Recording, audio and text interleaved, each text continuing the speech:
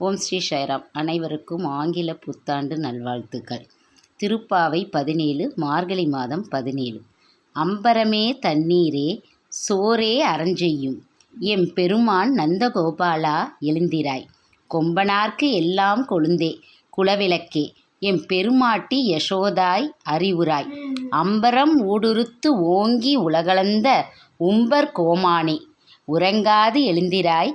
செம்பொற் கழலடிச் செல்வா பலதேவா உம்பியும் நீயும் உறங்கேலோர் எம்பாவாய். ஆடைகளையும் குளிர்ந்த நீரையும் உணவும் பிறர் திருப்திப்படும் அளவுக்கு தர்மம் செய்யும் எங்கள் தலைவர் நந்தகோபரே, நாங்கள் எழுந்தருள வேண்டும்.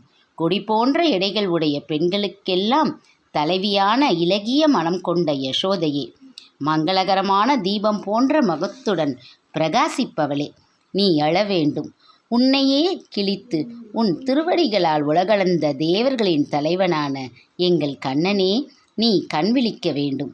செம்பொன்னால் செய்த சிலம்புகளை அணிந்த செல்வ திருமகனான பலராமனே, நீயும் உன் தம்பியும் உறக்கத்திலிருந்து எழுந்து எங்களுக்கு தரிசனம் தர வேண்டும். திருப்பாவையில் வாமன அவதாரத்தை சிறப்பாக பாடுகிறாள் ஆண்டாள். 3 பாசுரங்களில் இந்த அவதாரத்தை அவள் சிறப்பித்து தருகிறாள். ஓங்கி உலகளந்த உத்தமன் பேர்பாடி என்ற 3வது பாடலும் இந்த பாடலிலும் 24வது பாடலில் அன்று இவ்வுலகம் அளந்தாய் அடிப்போற்றி என்று சொல்கிறாள். அசுரனாயினும் நல்லவனாயினும் மகாபலி தேவர்களை அடக்க கர்வம் கொண்டிருந்தான்.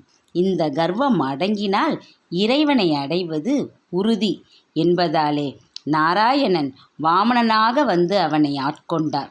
திருப்பாவை பாடுபவர்கள்தான் தான் என்ற கர்வத்தை அடக்க வேண்டும் என்பதே இப்பாடல் நமக்கு உணர்த்தும் கருத்தாகும். இதுவே இந்த திருப்பாவை பாசுரம் 17 பொருள் விளக்கமாகும். இந்த சேனல் பிடித்திருந்தால் நீங்கள் லைக் செய்யுங்கள், ஷேர் பண்ணுங்கள், சப்ஸ்கிரைப் செய்யுங்கள். மீண்டும் நாளை திருப்பாவை பாசுரம் 18வது பாடலுடன் நாம் சந்திப்போம். ஜெய் சாய்ராம்.